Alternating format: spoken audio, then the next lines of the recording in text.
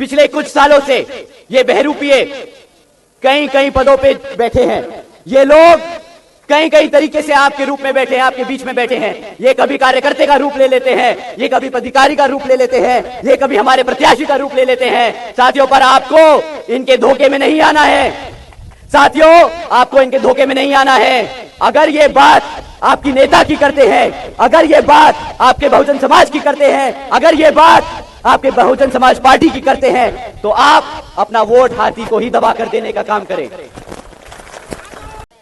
हमारा दुश्मन साम दाम दंड भेद आदि का इस्तेमाल करने की पूरी कोशिश कर रहा है। इस दुश्मन को आपको समझना और पहचानना बहुत जरूरी है।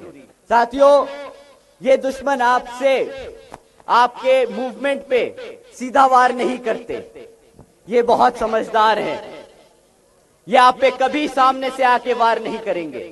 इनमें और हमारे सच्चे कार्यकर्ता में, बहुजन समाज पार्टी के सच्चे कार्यकर्ता में फर्क करना बहुत मुश्किल है। बहुत बारीकी से इनको समझना होगा। साथियों, ये भी नीला पटका पहनेंगे, ये भी नीली टोपी पहनेंगे, ये भी बाबा साहब के नारे लगाएंगे, ये भी मान्यवर साहब के नारे लगाएंगे। परंतु जब बात आपकी नेता के बारे में आएगी तो उनके लिए बोलेंगे, अरे बहन जी तो थोड़ा सा उम्र में बढ़ चुकी हैं, अपने समाज से दूर हो चुकी हैं। ये फिर विरोधी पार्टियों के नेताओं की तारीफ करेंगे। साथियों, यहीं पे आपको उनको पकड़ना है जो आपके बीच में रहकर अपने आप को नेता बताए या विपक्षी नेताओं को आपका शुभचिंतक बताए। उनसे आपको संभल के रहना होगा।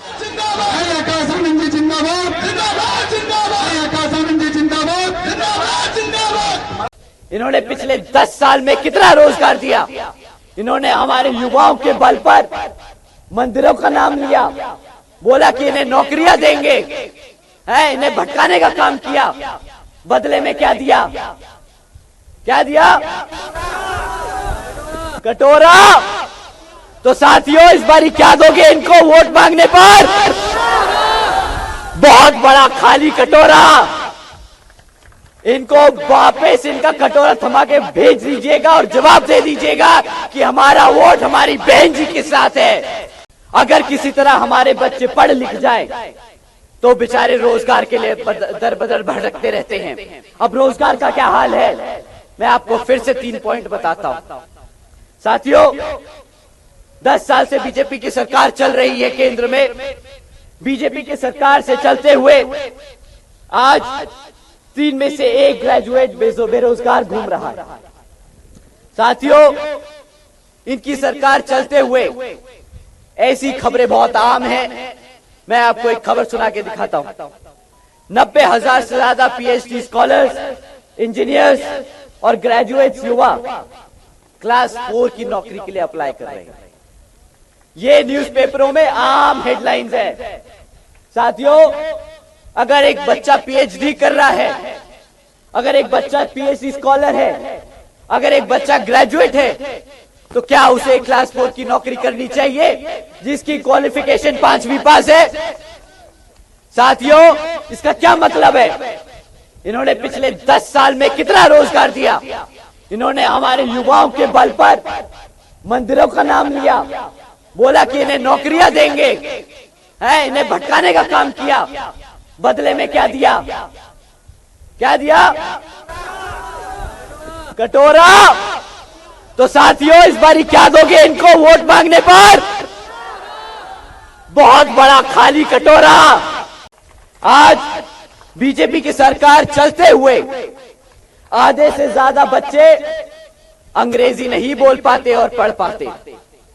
साथियों, यहां केंद्र की सरकार डिजिटल इंडिया की बात करती है, परंतु हकीकत तो यह है कि 65% से ज्यादा सरकारी स्कूलों में आज कंप्यूटर की फैसिलिटी नहीं है।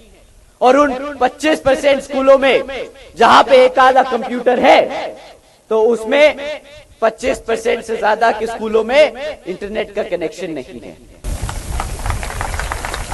साथियों, आपके बच्चों की शिक्षा से खिलवाड़ किया है इन्होंने। मैं उम्मीद करता हूं कि आप समझते हैं कि इस शिक्षा से खिलवाड़ करने का मतलब क्या है। साथियों, अगर आपके बच्चे पढ़ेंगे नहीं तो आगे कैसे बढ़ेंगे, कैसे रोजगार में, कैसे नौकरियां पाएंगे, कैसे अपने पैरों पर खड़ा हो पाएंगे, कैसे आने वाले भविष्य को, वो अपने भविष्य को सुरक्षित कर पाएंगे? बताइए साथियों, कर पाएंगे कि नहीं कर पाएंगे अगर उनको पढ़ाई लिखाई नहीं आएगी तो? साथियों, इन्होंने बड़े प्यार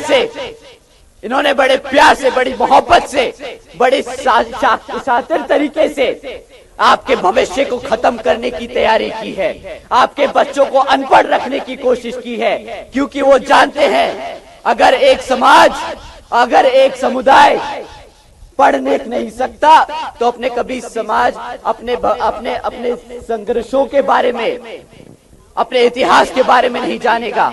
और अगर उसे अपने इतिहास के बारे में नहीं पता होगा तो उस पे वो बड़े आराम से शासन कर सकते हैं, उस पे बड़े आराम से राज कर सकते हैं।